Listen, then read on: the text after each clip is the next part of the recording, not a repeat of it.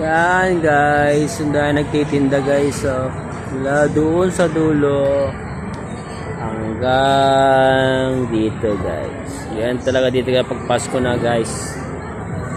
Ang daming namimili na mga regalo, pasalubong sa mga inaanak, kapatid, magulang, halo-halo na mga guys. So, hanggang sa dulo yung guys. Haba nito guys, isang street lang to pero maraming nagtitinda dito mga kapatid nating Muslim. Mura din guys. Pang ano lapid niya na pang regalo guys. Magandang quality.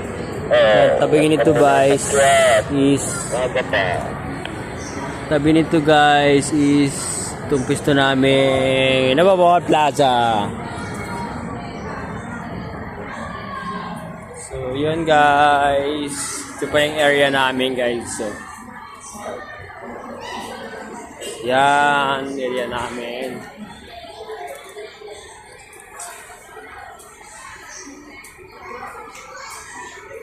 So yun guys, uwi na naman. Sarado na tayo. Ken, saan ba ta Ken?